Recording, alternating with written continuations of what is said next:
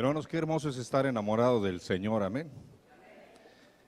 Y la idea es que ese enamoramiento, ese amor, no mengüe por las circunstancias que vivimos, sino que crezca para que Dios pueda concretar y cumplir su propósito en nosotros. Y antes de ir a la palabra, para lo que Dios tiene para nosotros el día de hoy, simplemente hacer énfasis en la importancia de orar por nuestros enfermos. Sabemos quiénes son, están en el boletín, pero particularmente oremos por nuestra hermana Belia, la mamá de Marco. Está un poquito indispuesta de salud en este tiempo, en esta mañana. También por nuestra hermana Lupita Morales, quien se volvió a abrir su pie, la herida de su pie. Estemos orando por Daniela, por todos los que quizás a nuestra mente escapan, que Dios dé restauración completa de salud a nuestros pequeños, como a Becky, a Mila, a Michelle, y a todos los que a nuestra mente pudieran escapar. Y damos gracias a Dios porque Dios ha sido bueno con Cintia, que está con nosotros en esta mañana, después de que estuvimos orando por ti. Nos da gusto verte. Y también me da gusto ver a Graciela entre nosotros. Es un gusto volver a verte, Graciela. Y bueno, orar los unos por los otros. Dios tiene un proyecto de vida para la vida de la iglesia, para nuestra vida, y la idea es que podamos orar juntos, podamos crecer juntos, podamos madurar juntos y podamos fructificar juntos. Y Dios nos da un cúmulo de oportunidades para hacerlo.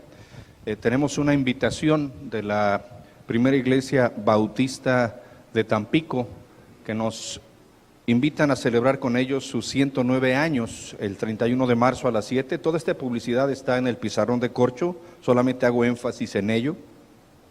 El aniversario número 33 de la iglesia Getsemaní, el 12 de marzo. Y también la iglesia Elohim, que tiene una relación intrínseca y una historia compartida con la iglesia Eleazim, nos invita a los jóvenes, más que a nosotros como iglesia, a un campamento que se llama Conectados. Y yo quisiera invitar a todos los jóvenes que formamos parte, Bueno, no dice la palabra que los que esperan en Jehová nuevas fuerzas tendrán y rejuvenecer. Amén. Allá de los que sientan ancianos.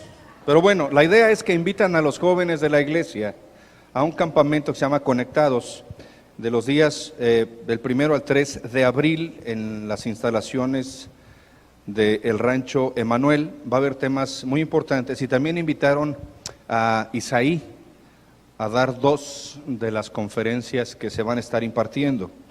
Y yo sí quisiera concientizar a los padres de que aun cuando no es un campamento organizado propiamente por nosotros como iglesia, es un campamento en donde puede marcar un parteaguas en la vida de nuestros jóvenes.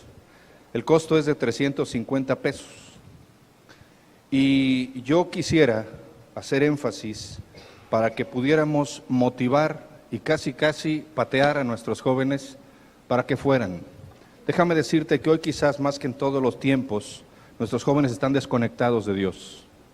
Están conectados a las redes sociales, pero no están conectados a Dios. Pueden conocer la palabra, pero no viven la palabra. Y yo sé que es un reflejo de nosotros adultos. Pero parte de esa responsabilidad de iglesia y de nosotros como padres es que podamos motivar a nuestros hijos a ir a este tipo de espacios que Dios abre para transformar sus vidas. También hacer énfasis en el taller de eclesiología que vamos a tener como iglesia del 10 al 12 de marzo, de 7:30 a 9, aquí en las instalaciones. ¿Alguien sabe qué es la eclesiología? ¿Nadie sabe qué es la eclesiología? La eclesiología es la parte de la teología que se encarga de estudiar lo que es la iglesia. Tú y yo somos la iglesia. Y la idea es que sepamos por qué somos iglesia, cuál es nuestra responsabilidad como iglesia, qué podemos hacer y qué no podemos hacer, en qué estamos fallando como iglesia. Entonces yo les invito, hermanos, a este taller de eclesiología y damos gracias también por la bendición que ha sido estar ya algunos miércoles compartiendo el espacio de Cafeteando con el Pastor. Este miércoles tuvimos tanta conexión que se saturó la máquina y no pudimos pasar un video. Ya se cambió el formato y todo para que podamos seguir pues compartiendo juntos ese espacio. También tenemos los miércoles, tenemos la velada de oración el 25 de marzo y estemos pendientes de nuestro boletín. En el boletín hay una manta. Está la imagen de la manta que vamos a poner en la entrada, que tiene todas las actividades que en este año formarán parte de la columna vertebral de la iglesia. Actividades que se han preparado, que se ha orado para que podamos ser lo que Dios quiere que seamos. Entonces, solamente hay una que corregir. Hay una velada de oración que aparece en la imagen que dice 24 de julio, es 24 de junio. Pero bueno, en su momento se hará el énfasis. Les comento todo esto para que estemos atentos. Y obviamente tenemos el 19 de marzo una película tremenda que nos prepara para la Semana Santa, que es El Poder de la Cruz. Hermano, Dios no se cansa de darnos oportunidades para hacer la diferencia. No se cansa de buscarnos, no se cansa de darnos oportunidades y Él espera que realmente las aprovechemos. Y déjame explicarte un poquito acerca de qué etapa de la historia estamos viviendo. Si tú y yo viéramos o vivimos a nuestro alrededor, vemos a nuestro alrededor y vemos en los medios masivos de comunicación, aún muy cercano a nosotros, vemos circunstancias de enfermedad como las que acabamos de ver. Oremos por Patti. Patti Sagaón está en este momento internada. Le están haciendo análisis porque se cree que tenga posiblemente influenza. Dios de manera muy cercana nos permite vivir pruebas, vivir crisis. Tenemos la cuestión del precio que nuestros hermanos misioneros están dispuestos a pagar por compartir la palabra. Lo hemos compartido también en este tiempo. Vemos alrededor violencia, inseguridad, y creo firmemente que la iglesia debe tomar una posición ante todo lo que vivimos. Y déjame explicarte algo. Esta semana no fue la excepción de las batallas que libramos en la oficina pastoral, pero particularmente recibí 2 telefonemas. Y en esos telefonemas, sin decir el nombre de las personas a las que estaba aconsejando, ni mucho menos, pero esas 2 llamadas en días diferentes, con personas diferentes, me dijeron que si yo seguía compartiendo la palabra y ministrando a esas personas para que cambiaran su manera de ser, yo iba a desaparecer. Y bueno, obviamente no es la primera vez que llegan este tipo de llamadas, sí en este lugar, pero me hace ver cómo está el mundo. Obviamente yo los mandé al diablo, pero con la gracia de Dios.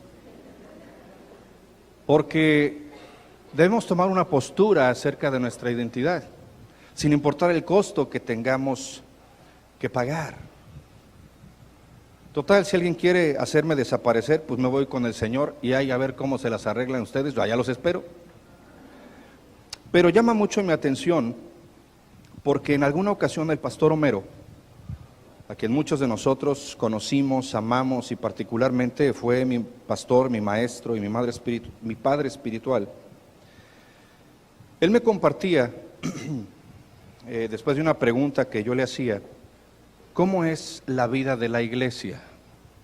Yo a veces no puedo entender o no podía entender por qué si somos pecadores y escuchamos la palabra y la palabra de Dios nos da la esperanza, nos da un nuevo comienzo, nos da la fortaleza y nos da la oportunidad de dejar de ser como somos y dejar de estar esclavos y dejar de estar anclados a una vida que se va diluyendo y nos cambia la tristeza en gozo y el temor en paz. Y ¿por qué no podemos aferrarnos con la palabra? Déjame decirte que muchos de ustedes conocen una parte de lo que yo viví antes de Cristo y no pretendo ocupar el tiempo en dar todo este testimonio, pero sí decirles que yo era muy violento. Hay cosas que no me gustan decir de mi vida pasada, pero yo estuve a punto de matar a 2 hombres a golpes. Mi cabeza tenía precio allá en el sureste y a mí me apodaban el diablo. Yo obviamente llegué con mucha carga, mucho rencor y lo que menos se puedan imaginar, a escuchar el Evangelio. Pero cuando el Evangelio fue predicado por el pastor Homero y yo entendí, y nunca voy a olvidar el nombre de ese sermón, primer sermón que yo escuché, que se llamaba Incubando huevos de serpiente, Dios penetró mi corazón y me hizo ver que Dios podía borrar todo lo que yo sentía, borrar todas mis heridas, borrar todo mi dolor y hacerme nuevo. Y entonces dije, yo quiero eso. Y desde el día que me aferré a la palabra, no soy perfecto, pero nunca he vuelto atrás. Yo constantemente quiero saber más de Dios, conocer más de Dios y que Dios transforme mi vida. Por eso yo no entendía por qué el pueblo de Dios a veces es indiferente. O por qué las vidas pueden caer en ciclos. Y él me comentaba que cuando él llegó al sureste, yo no lo conocí hasta mucho tiempo después de que él llegó dirigido por Dios definitivamente,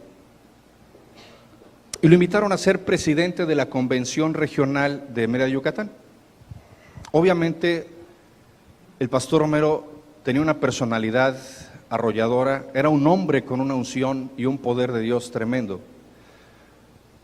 Y en la primera iglesia que él estaba pastoreando, la iglesia se dividió. Muchos hermanos se fueron. De ese remanente que quiso seguir la voz de Dios con el pastor Homero, se formó la iglesia Oreb, en donde yo nací, en donde nacieron mi esposa y mis hijas. Pero al pasar el tiempo, cuando el pastor Homero, dirigido por Dios, nos hacía ver que Dios demandaba más de nosotros, que Dios buscaba la excelencia de todos nosotros, otra gran parte de la iglesia se fue. Y lo más fácil es culpar al pastor, al liderazgo o a las circunstancias.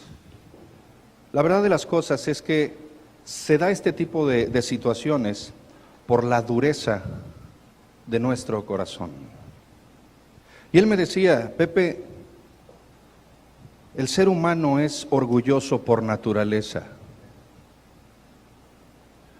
Él me decía, a mí como pastor me duele que la gente tome malas decisiones, pero mi responsabilidad es seguir predicando el Evangelio. Pero estas cosas que tú no entiendes, me decía, se dan porque el pueblo de Dios, aún en el pueblo de Dios, hay dureza de corazón. A veces, hermano y amigo que estás aquí, nuestros ojos ven más de lo que puede soportar el alma. Por eso, en esta mañana, yo quisiera comenzar este sermón con una presentación que voy a pedir a los muchachos de cabina que pongan, y voy a permitirme bajar unos minutos. Y el sermón de esta mañana se llama Cardiomiopatía Espiritual. Vamos a darle a la que sigue, por favor. Obviamente la cardiomiopatía tiene que ver con las enfermedades del corazón, pero Dios, en su palabra, en el libro de Ezequiel, dice que Dios cambiará nuestro corazón. Me están corriendo de aquí porque no dejo ver yo aquí. Por la bocina, ok. La palabra de Dios dice que Dios cambiará nuestro corazón de piedra por un corazón de carne. Me llamó mucho la atención cuando, dirigido sin duda alguna por Dios, me encontré con un artículo que hablaba de la cardiomiopatía. Y entonces yo asocié mucho de la cardiomiopatía física con la cardiomiopatía espiritual. Y permíteme explicarte por qué. La siguiente, por favor. Ustedes y yo sabemos, y si no se los comparto, que el índice más alto de mortandad en el mundo se debe a las enfermedades que tienen que ver con el corazón, particularmente la cardiopatía isquémica. Si quieren ver de qué se trata eso, bueno, se pueden acercar a Alcides, a Porfirio, a Isaí, pero es esa cardiopatía. La que sigue. Dios nos da un corazón sano y Él quiere que estemos bombeando la sangre que estemos, que nuestra sangre circule por todo nuestro cuerpo, etcétera. Pero las enfermedades del corazón, como la pericarditis, endocarditis y casi todas las citis que tienen que ver con el corazón, tienen que ver por la presencia de un virus o de una bacteria. Virus significa veneno. Cuando el veneno entra en nuestro corazón, cuando una toxina entra en nuestro corazón empieza a enfermarse de diferentes formas. Yo quiero enfocarme en esta mañana a lo que es la cardiopatía. La que sigue, por favor. La cardiomiopatía significa una enfermedad del músculo cardíaco que daña la tonicidad muscular del corazón y reduce su capacidad para bombear la sangre al resto del cuerpo. Es decir, nuestro corazón pierde la capacidad de extenderse, de bombear y se va volviendo rígido. Al volverse rígido ya no puede bombear la sangre a todo nuestro cuerpo. La que sigue, por favor. Hay varios tipos de cardiomiopatía. Si digo alguna circunstancia que no vaya de acuerdo con lo que es al final del culto, los médicos me harán la corrección. Ahorita no vamos a ocuparnos en eso, pero la cardiomiopatía congestiva es la que afecta las cavidades del corazón. La que sigue. La cardiomiopatía hipertrófica produce un engrosamiento en las paredes del corazón. La que sigue. La cardiomiopatía restrictiva es en donde más se ve el endurecimiento de ese músculo, que va perdiendo la capacidad de bombear. Restringe la capacidad del corazón para estirarse adecuadamente, lo cual limita la cantidad de sangre que puede entrar en las cavidades del corazón. Y la última es cardiomiopatía isquémica, que es la pérdida o debilitamiento del tejido muscular cardíaco ocasionado por una isquemia. La que sigue. ¿Cuáles son los síntomas? Y ahí es donde yo dije, híjole, sensación de debilidad. ¿Cuántos de nosotros hoy como cristianos nos sentimos desanimados? Nos sentimos frustrados, nos sentimos indiferentes, nos sentimos sin fuerzas para seguir adelante. ¿Cuántos nos sentimos cansados de seguir, cansados de luchar, cansados de ir contra la corriente? Nos falta el aliento. ¿Sí sabes que espiritualmente el aliento es la oración? El pueblo de Dios que no ora es un pueblo de Dios que muere. Hay hinchazón en las piernas por la presencia de un, ¿cómo se llama, doctor? ¿Edema? Edema, gracias. Fíjense, nuestras piernas espiritualmente representan nuestro caminar, nuestra vida, el andar por nuestra vida. Si está mal nuestro corazón, eso se refleja en nuestro diario vivir. Hay náuseas. Déjame decirte que las náuseas, ¿dónde se producen? En el corazón, en el estómago. No solamente dice la palabra que los tibios le causan náuseas a Dios, sino un estómago que no recibe alimento se provoca náusea. Hay distensión abdominal, hay falta de apetito. Al pueblo de Dios hoy le falta el apetito por la palabra de Dios. La palabra de Dios es el alimento espiritual. Un cuerpo que no está nutrido es un cuerpo que no está listo, apto para enfrentar lo que tenga que enfrentar ni para hacer lo que debemos hacer. Y obviamente la cardiomiopatía presenta un ritmo cardíaco anormal, pero también nuestra vida espiritual. La que sigue, por favor. La que sigue. Ya les dio un infarto allá. Ok. Cuando la cardiomiopatía es sumamente severa, es necesario, no aparece ahí por alguna razón, pero es un trasplante de corazón. Un trasplante de corazón. Cuando nuestra vida espiritual no da evidencia de ser espiritual, cuando hay endurecimiento en nuestro corazón de una manera severa, necesitamos un trasplante de corazón. Pero hoy en la mañana todavía no es tarde para ello. La que sigue. Esa ya la vimos, gracias. La que sigue. Porque en Ezequiel 36:26, Dios dice que puede quitar nuestro corazón de piedra y puede darnos un corazón de carne, un corazón sensible.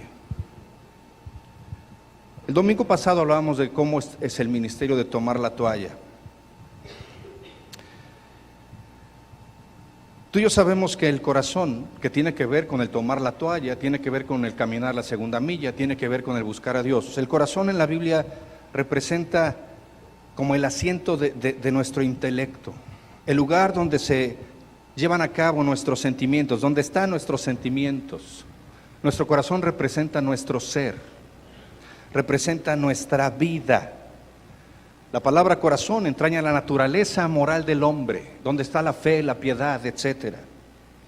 En la Biblia se hace referencia al corazón del hombre más de 850 veces. De ahí que Proverbios 4:23 dice, sobre toda cosa guardada, guarda, porque de él brota la vida. Pero para que brote la vida, tiene que ser un corazón sano. Un corazón enfermo, un corazón con algún virus, un corazón con una cardiomiopatía espiritual se endurece. Y cuando se endurece ya no irriga la sangre. Tenemos la sangre de Cristo, pero cuando el corazón se endurece, esa sangre de Cristo no puede inundar nuestros pensamientos, ni nuestros sentimientos. El hombre fue creado a imagen y semejanza de Dios, y fue creado con un corazón limpio, con un corazón perfecto, con un corazón receptivo, apto para comunicarse con Dios, apto para estar en comunión con Dios. Pero esa condición del hombre fue pasajera. El hombre cayó. Y podemos ver desde Génesis cómo el engaño de la serpiente, cómo el engaño del diablo pudo conseguir e inducir la tentación en la pareja humana. La tentación a desobedecer. Y ese ser humano desobedeció y entonces transgredió la ley de Dios. Y cuando tú y yo transgredimos la ley de Dios, con esa actitud maligna que se generó en el corazón del hombre, trajeron sobre sí mismos y sobre su descendencia una tragedia que acompañaría a todas las generaciones. En ese engaño, en ese virus que afectó el corazón del hombre, vemos una triple T, y permítanme explicarles esto. Tentación es la primer T, es la invitación a desobedecer a Dios. El ser tentado no es pecado. El pecado es sucumbir a la tentación. La segunda T es transgresión, que es la violación al orden de Dios, a la palabra de Dios. Y lo que surge de esa transgresión es la tragedia, que es el resultado de la desobediencia. Podemos ver que aun cuando todo era bueno, todo era perfecto, en esa generación de Adán y Eva acontece el primer homicidio. El primer hijo de Adán y Eva, Caín, asesina a su hermano Abel, porque en el corazón de Caín, de acuerdo a la palabra, se albergaba envidia contra su hermano. Y ese virus empezó a hacer su función en su corazón hasta que su corazón se endureció y fue expulsado del huerto. Pero esa dureza de corazón la transmitió a todas sus generaciones. Eso muestra que la condición natural del corazón humano es similar al de una piedra. Es duro, es frío, es egoísta, es insensible, es inconmovible, es sordo. En el libro profético de Zacarías, en el capítulo 7, 9, 10 y 11, dice la palabra: así habló Jehová de los ejércitos diciendo, juzgad conforme a la verdad, y haced misericordia y piedad cada cual con su hermano. No oprimáis a la viuda, al huérfano, al extranjero, ni al pobre, ni ninguno piense mal en su corazón contra su hermano. Pero no quisieron escuchar, dice la palabra, el versículo 11. Antes volvieron la espalda y taparon sus oídos para no oír. Versículo 12. Y pusieron su corazón como diamante. Déjame decirte algo, la palabra diamante no se refiere a la luminosidad de la piedra, sino a la dureza. Un diamante es una de las piedras más difíciles de romper. Y dice la palabra pusieron su corazón como diamante para no oír las palabras que Jehová de los ejércitos enviaba por su espíritu. Tú endureces tu corazón, yo endurezco mi corazón cuando no oímos la palabra de Dios, o cuando oímos la palabra y no la vivimos. Un corazón de piedra no puede juzgar conforme a la verdad, porque no puede discernirla, no puede vivirla. Un corazón de piedra, un corazón endurecido, no hace misericordia. Es indiferente, es apático, es inconmovible frente a las circunstancias que nos rodean. Se inclina siempre a pensar mal acerca de su hermano. Fíjense qué tremendo lo que dice el Evangelio de Lucas en el capítulo 10, del 30 al 37. Encontramos la parábola del buen samaritano. No la vamos a leer, quiero ir un poco rápido. Pero ante una pregunta de un experto en la ley, el Señor Jesús aprovecha para poner en evidencia la actitud hipócrita de esos corazones endurecidos, que se jactaban de cumplir la ley, diciendo que amaban a Dios, pero despreciaban a los samaritanos, odiaban a los samaritanos. Y yo creo que la mejor aplicación que encontramos acerca de esta parábola del buen samaritano se encuentra en 1 de Juan 4:20, cuando dice: si alguno dice yo amo a Dios y aborrece a su hermano, el tal es mentiroso.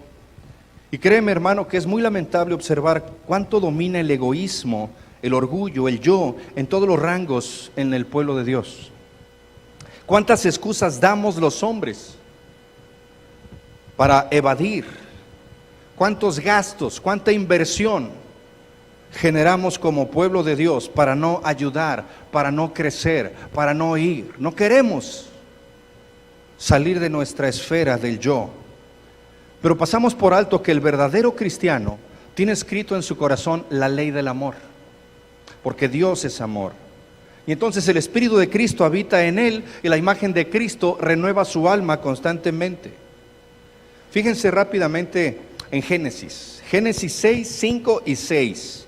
Y vio Jehová que la maldad de los hombres era mucha en la tierra, y que todo designio de los pensamientos del corazón de ellos era de continuo solamente el mal. Ustedes y yo sabemos que durante la historia bíblica el pueblo de Israel se ha rebelado y rebelado y rebelado, y Dios muestra su gracia y se rebelan, y Dios los ayuda y se rebelan, y Dios los libera y se rebelan.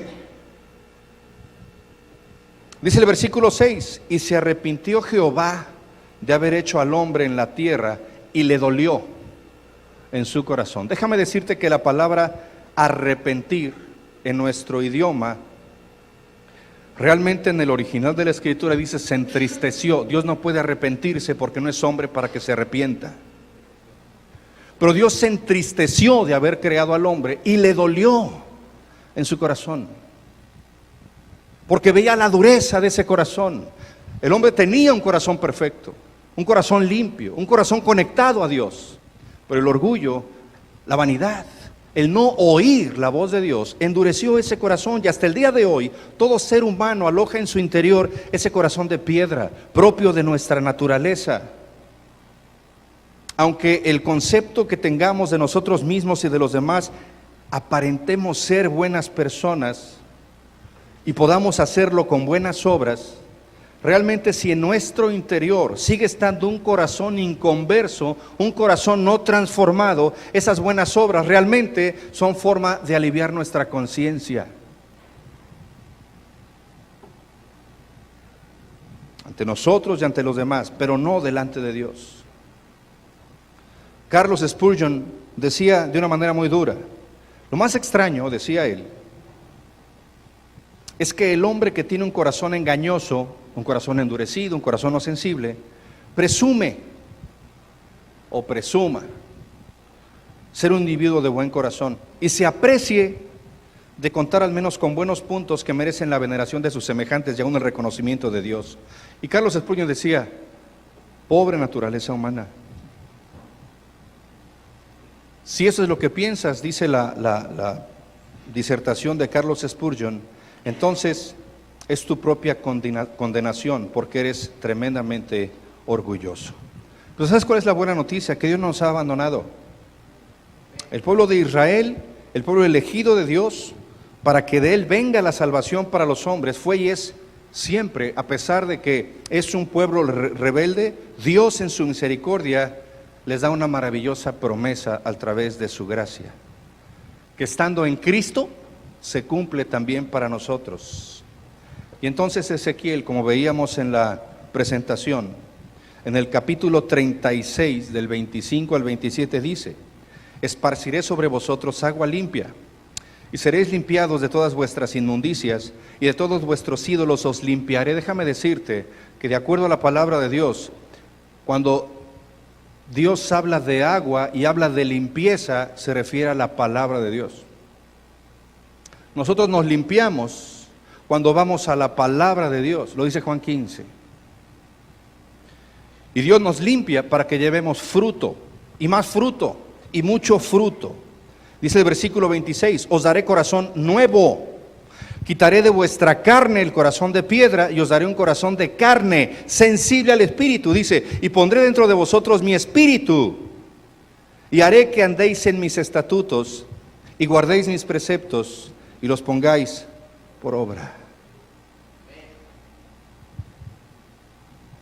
Por eso nuestro clamor debiera ser el mismo que el salmista: crea en mí un corazón limpio y renueva un espíritu recto dentro de mí.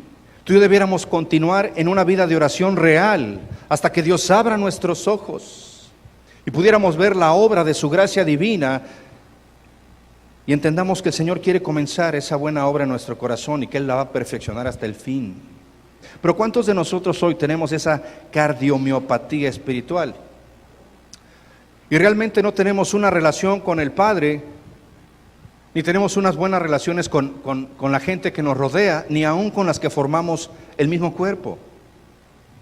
Porque el mensaje de Dios es ama, el mensaje de Dios es sana tus relaciones. ¿Cómo podemos compartir el Evangelio si no manifestamos amor? ¿Cómo podemos edificarnos los unos a los otros como iglesia? ¿Cómo podemos caminar la segunda milla y entregar lo que Dios nos pide que entreguemos si no servimos, si no amamos, si no perdonamos, si no nos fortalecemos?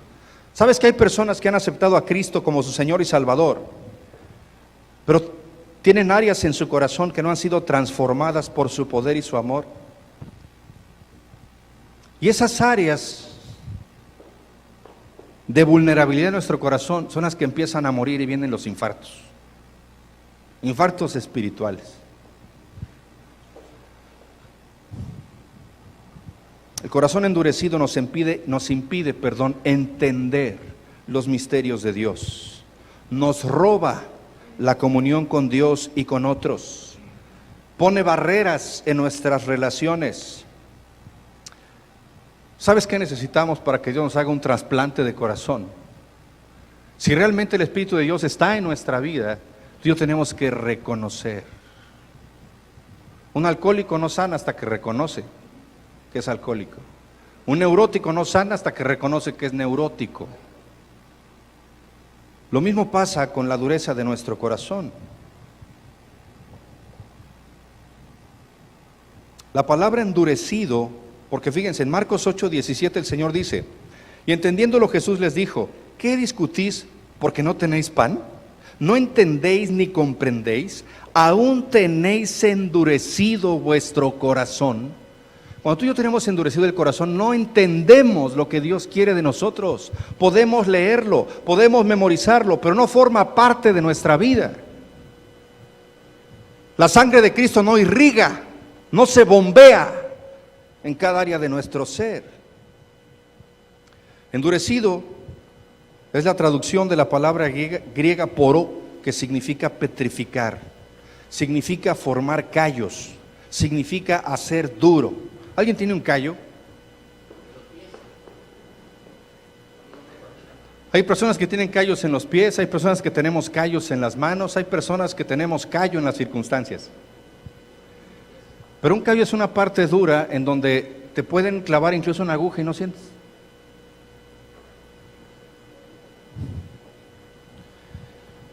Ese endurecimiento del corazón implica ceguera y sordera espiritual, ser insensible, perder la capacidad de entender y comprender lo que Dios tiene para ti y quiere de ti.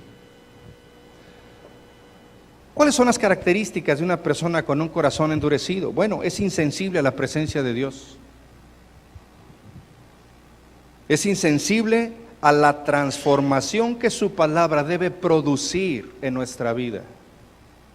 La palabra de Dios dice, si estás en Cristo, nueva criatura eres. Ojo, no perfecto.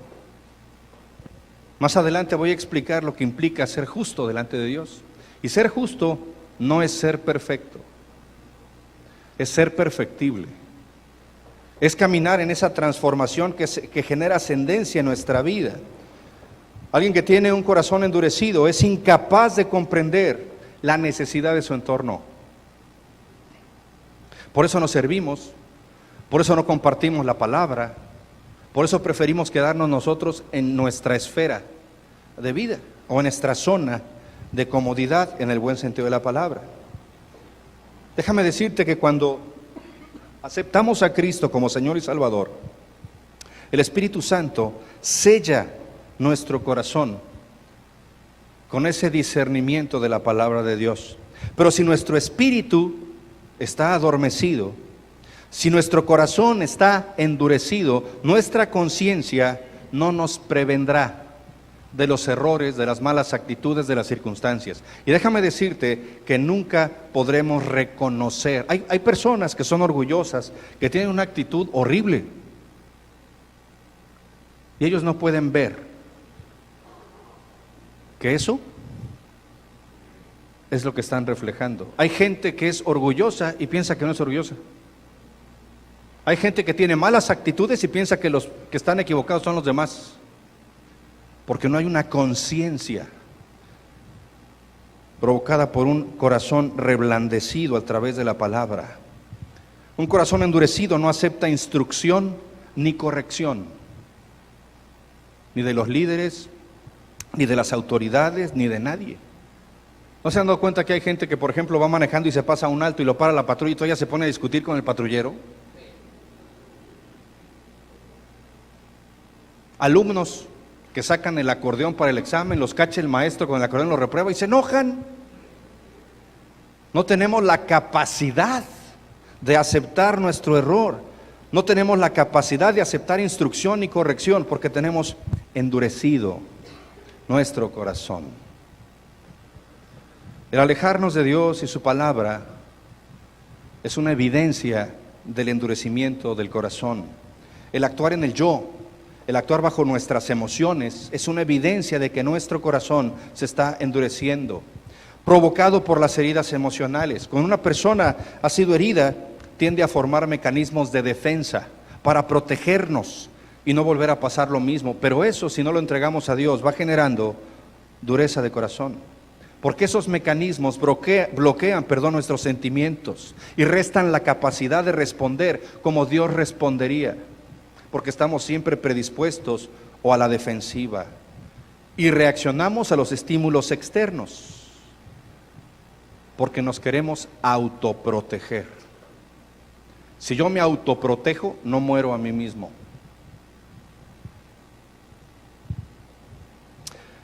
Otra evidencia es la queja y la murmuración. ¿Sabes que cuando no hacemos otra cosa más que quejarnos y murmurar y criticar, Dios se enoja? Dios se molesta porque estamos haciendo lo malo.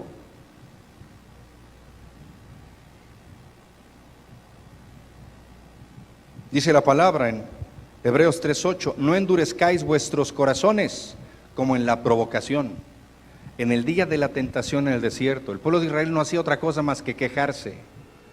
Se quejaba de las circunstancias, se quejaba de Moisés, se quejaba de Aarón, se quejaba de Dios, se quejaba de todo.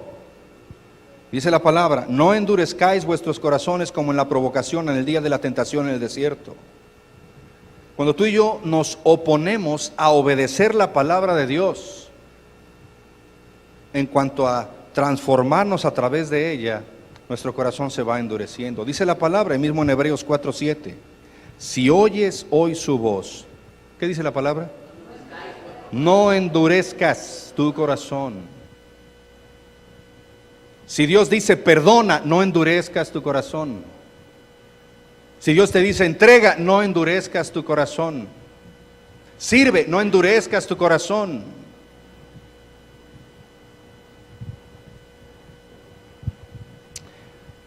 Si nosotros detectamos que tenemos un corazón endurecido y permanecemos en ese corazón endurecido, la palabra de Dios dice que caeremos en el mal.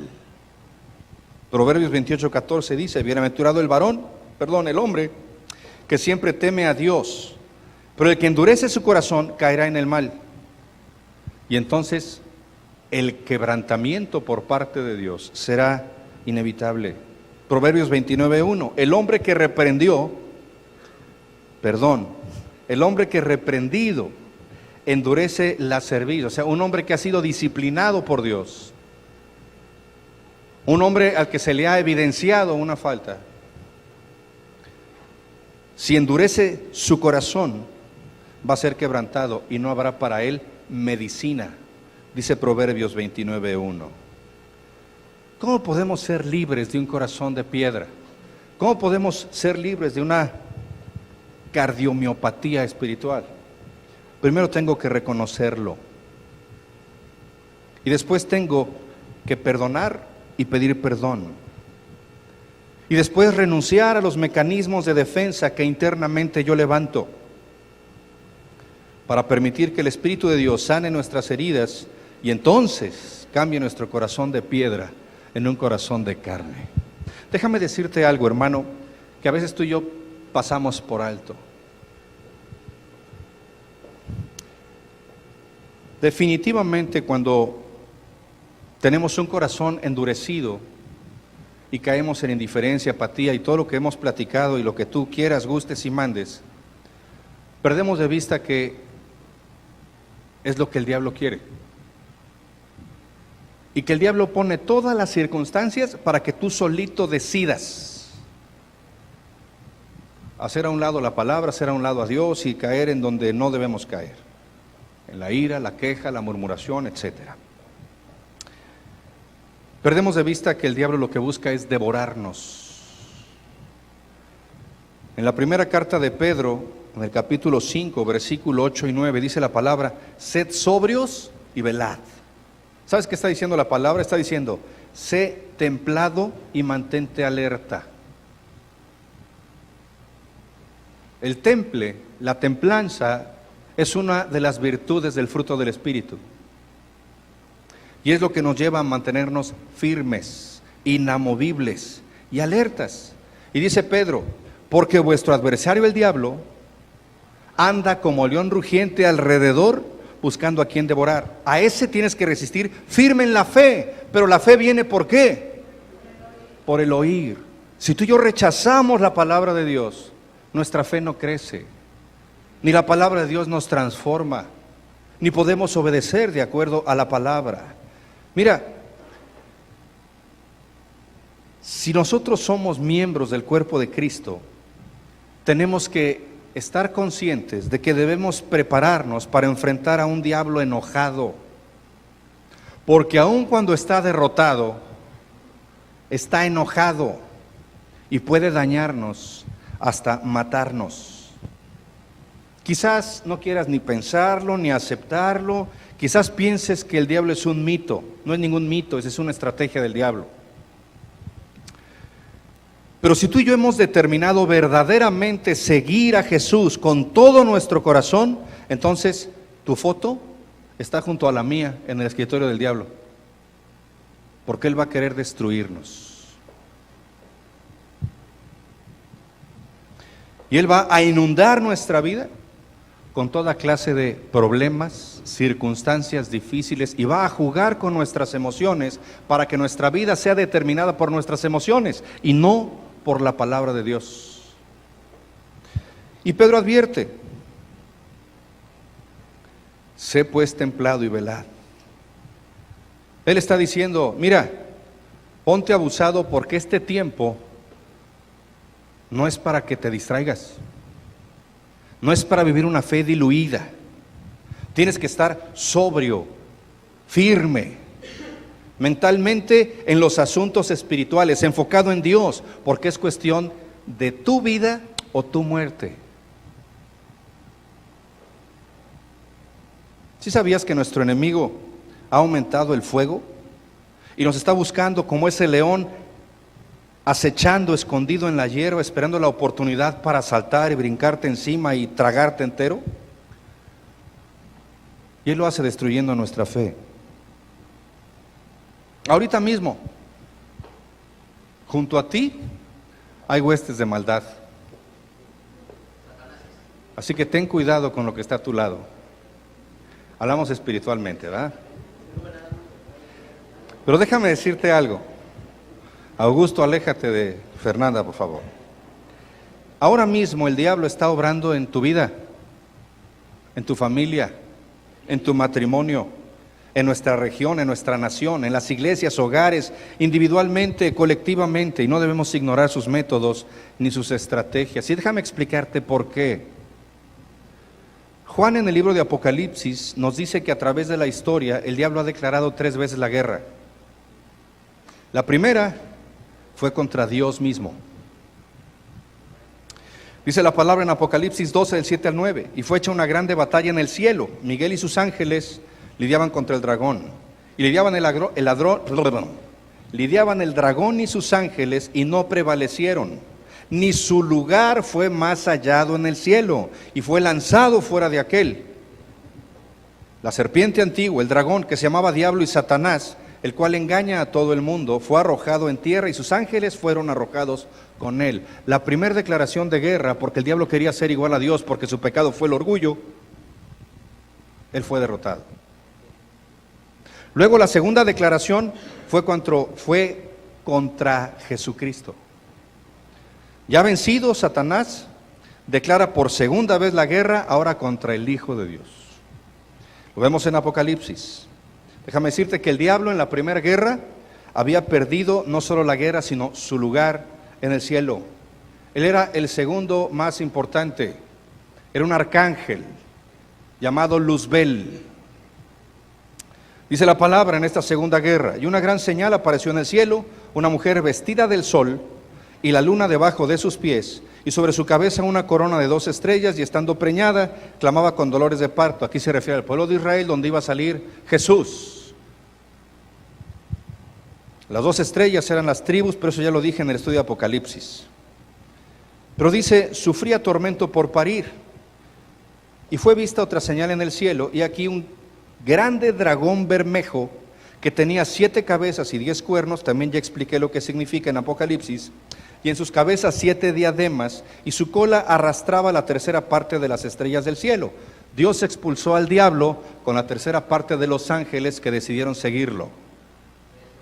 Si alguien quiere saber más de Apocalipsis, lo tenemos grabado, y allá lo pueden pedir en cabina, y yo sé que va a ser de gran bendición.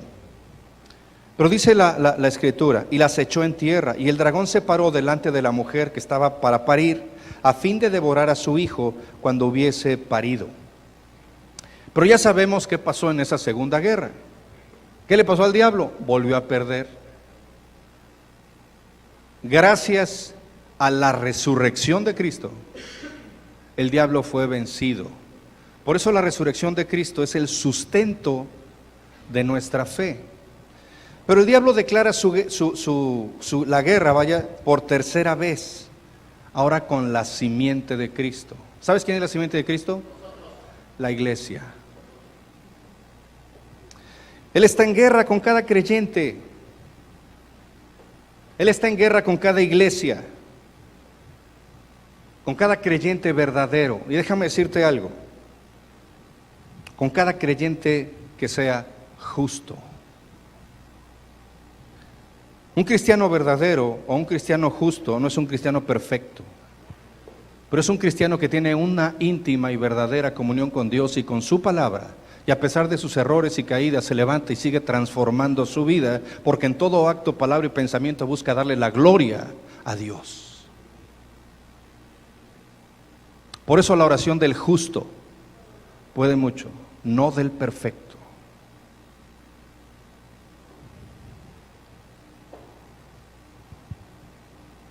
Dice el versículo 13 de Apocalipsis del capítulo que estamos mencionando. Y vio el dragón, que él había sido arrojado a la tierra y persiguió a la mujer que había parido al hijo varón. Entonces el varón fue airado contra la mujer, versículo 17, y se fue a hacer guerra contra los otros de la simiente de ella, los cuales guardan los mandamientos de Dios y tienen en sus vidas el testimonio de Jesucristo. Esta tercera guerra, Satanás la está dirigiendo contra la iglesia, no es con Cristo, él ya lo derrotó. No es con Dios, es contigo y conmigo. Y Él va a hacer todo lo que esté de su mano para que tu corazón y mi corazón se endurezca. Y seamos insensibles, indiferentes y apáticos a nuestra identidad como hijos de Dios y a lo que tenemos que hacer como hijos de Dios. Y te voy a decir por qué se enfurece más de los mases. Quién sabe qué significa esto, pero entendieron, ¿verdad? Amén. O sea que está cañón. Porque el diablo sabe que esta guerra es su última oportunidad. Ella sabe cuál es su destino. Pero quiere pegarle a Jesucristo donde más le duele. ¿Sabes qué es lo que más le duele a Jesucristo? Su iglesia, tú y yo. Y cada vez que mantenemos un corazón endurecido, le estamos pegando a Jesucristo, no al hermano, no al pasado, no a la herida. El diablo sabe que esta guerra es su última oportunidad. Él sabe que le queda corto tiempo antes de que Cristo venga por su novia. Por eso, sabiendo que tiene poco tiempo, la guerra de Satanás contra la iglesia es la más intensa de todas. Él quiere ganar todo lo que perdió con Jesucristo y no se va a detener ante nada ni ante nadie por destruir la fe de su iglesia. Y eso quiere decir que va a usar toda clase de estratagemas y armas contra nosotros. Si quieres saber, hermano, y entender cómo Satanás opera contra la iglesia, todo se encuentra en la palabra rebelión. Satanás se rebeló. Y la palabra rebelión significa ir en contra de la autoridad de Cristo y de los principios de Cristo. Cuando tú y yo no somos transformados por la palabra, cuando no glorificamos a Dios, cuando los dones que Dios te ha dado no los ejerces en la iglesia, te estás rebelando contra Dios. Y no podemos ejercer el ministerio de la toalla. Cuando Lucifer le declaró la guerra a Dios, él estaba rebelándose contra la palabra y autoridad del Todopoderoso. Déjame decirte que la palabra de Dios es poder. Y a través de esa palabra divina, Dios hizo al mundo, te creó a ti y a mí. Él hizo el sol, la luna y las estrellas se mantienen en su lugar y todas las cosas son sustentadas por su palabra. Su palabra hizo todo lo que fue hecho y continúa produciendo vida, y por su palabra Dios quita reyes y levanta naciones, y a través de su palabra Él bendice, salva, juzga y destruye. Por eso la idea es que tú y yo no nos rebelemos contra su palabra. El rebelarte contra la palabra de Dios es rebelarte contra la autoridad de Dios. Por eso la meta del diablo es siempre tentar al pueblo de Dios a rebelarse contra la palabra de Dios. Él sembró pensamientos de rebeldía en Adán y Eva. Sembró pensamientos de rebeldía en Caín. En todas las grandes fracasos del pueblo de Dios está el diablo sembrando, pero es el hombre el que decide caer en esa rebelión o no. Y esas rebeliones han ocasionado la caída de la humanidad. Por eso Satanás siempre tuvo éxito en sembrar semillas de rebelión en la nación escogida de Dios.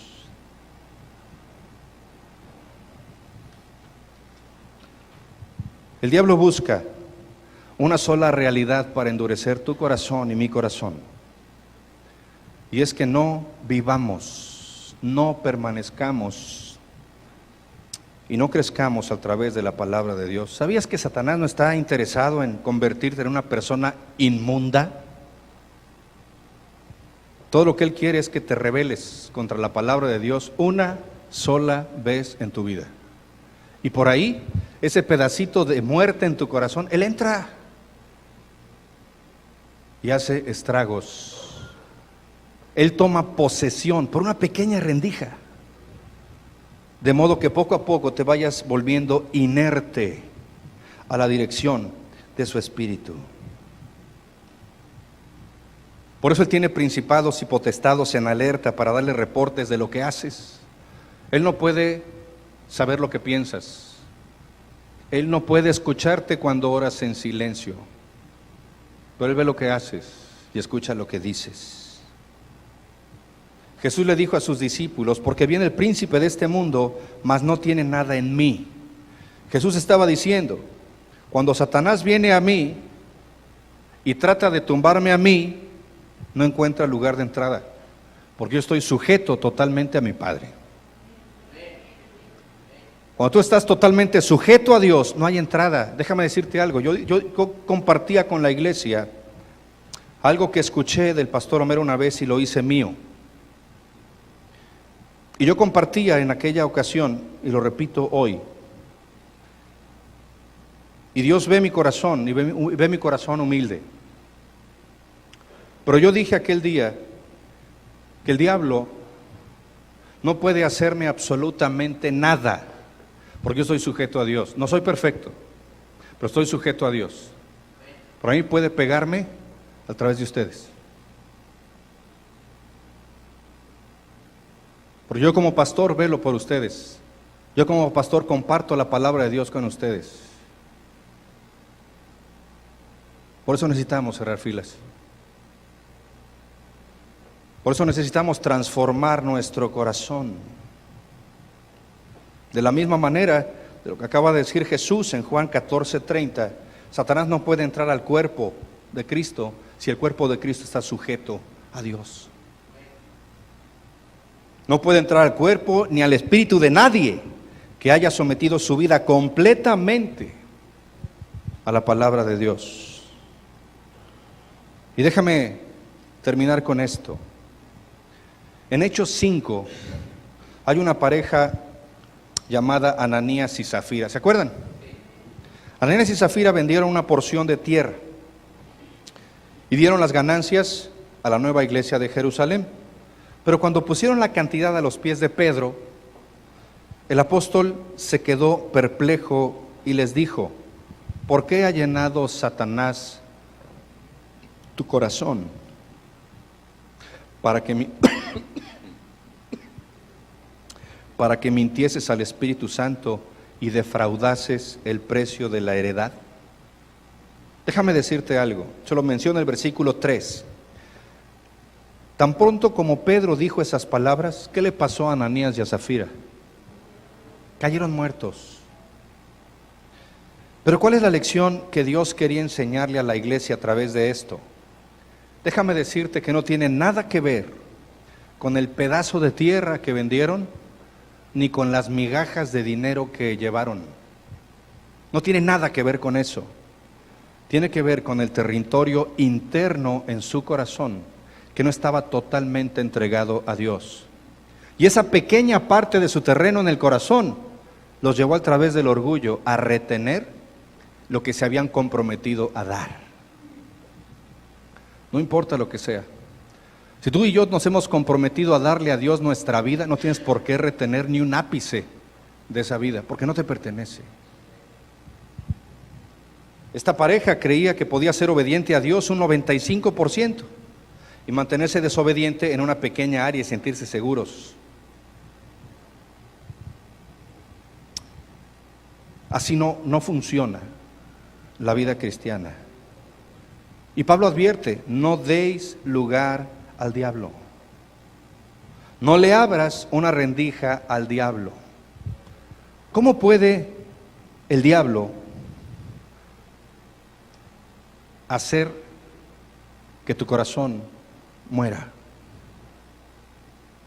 Primero, el autor de Hebreos nos dice: no dejando de congregarte como algunos tienen por costumbre, sino exhortándonos, y tanto más cuando veis que aquel día se acerca.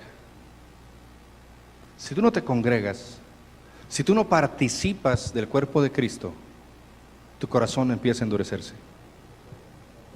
Jesús dice, porque si perdonareis a los hombres sus ofensas, perdonad también a vosotros vuestro Padre Celestial.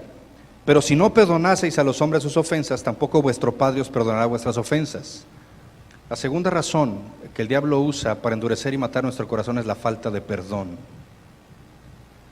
Cuando hay falta de perdón, no hay lugar para la gracia de Dios.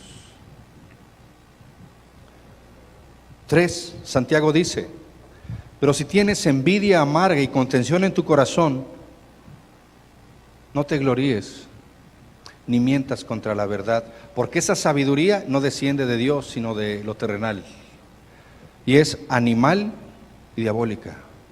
Porque donde hay envidia y contención, ahí hay perturbación y toda obra perversa. Esta porción de Santiago, en el capítulo 3, versículo 13, dice, ¿quién es sabio y entendido entre vosotros? Y dice, pues muestre por su buena conducta.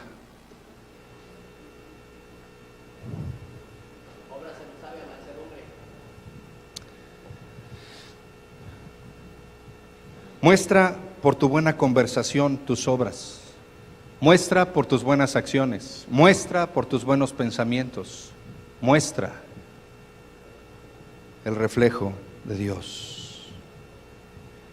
Incluso dice, pero si hay amargura en tu corazón, si hay contienda en tu corazón, si hay envidia en donde sea, no pienses que eres espiritual en ninguna manera, porque estás bajo engaño. Cuando Santiago habla de contienda y amargura, se refiere a críticas, disputas, disensión, y eso es fruto de la carne, no del espíritu. Y dice que todo es diabólico, no viene de Dios. Con el tiempo, una persona va manifestando de una manera exterior su interior, de la abundancia del corazón habla la boca. Y si no nos trasplantan un corazón, empezamos a decaer. Por otro lado, si realmente hay una pasión, un deseo por presentarnos delante de Dios, creciendo y obedeciendo a la palabra de buena voluntad, entonces no importan tus heridas, no importan las circunstancias, siempre vas a mostrar la sabiduría de Dios para perdonar, para amar, para caminar la segunda milla, para poner la otra mejilla, para entregarte. Y por último, Santiago 4:7 dice, resistid al diablo, sométete a Dios y Él huirá de ti. Cuando Santiago dice resiste, Juan nos ofrece la respuesta del cómo poder hacerlo en Apocalipsis 12. Y dice, ellos han vencido, el versículo 11, ellos han vencido por la sangre del Cordero y por la palabra de su testimonio.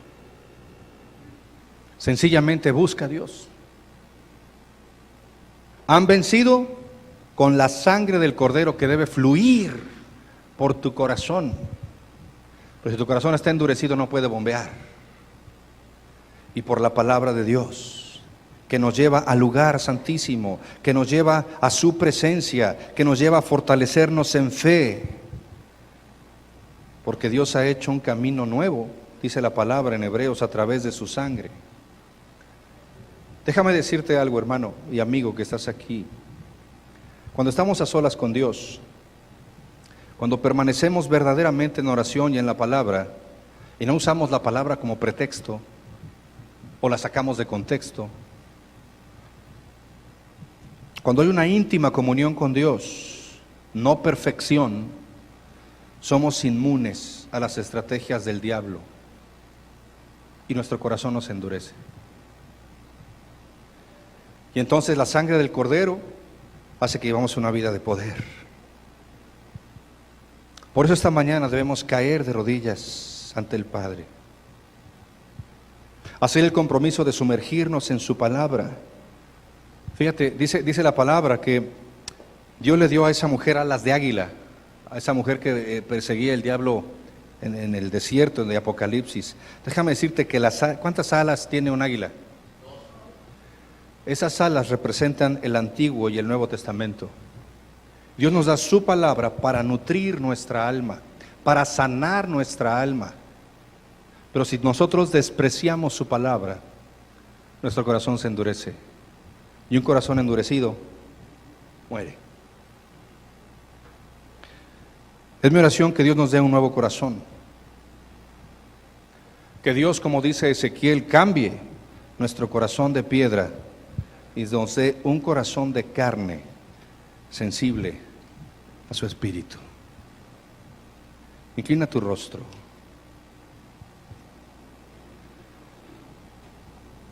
Y oremos.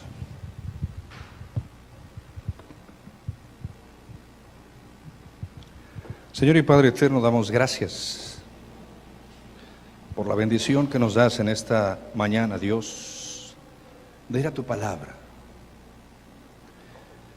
y hacer un diagnóstico de cómo está nuestro corazón. Perdónanos, Dios, si esa cardiomiopatía espiritual ha estado debilitando nuestra vida, robándonos la paz y las fuerzas, impidiendo nuestro caminar contigo, impidiendo que nos alimentemos con tu palabra. Hoy queremos pedirte, Dios, que nos des un nuevo corazón, sensible a tu espíritu, sin excusas ni pretextos, y que realmente podamos probar como iglesia que tú reinas, que tú gobiernas y que tienes para nosotros, Dios, una vida llena de abundancia, de paz y de verdad, una vida en donde tus sueños son hechos realidad en nuestra vida, una vida donde restauras y restituyes nuestra vida por completo. Danos un corazón de carne, Dios. Toma nuestras familias, tómanos como iglesia, y que tu sangre preciosa, Jesús, irrigue cada área de nuestro corazón, porque en Cristo Jesús lo pedimos y damos gracias. Amén. Y qué mejor manera de poder enfatizar en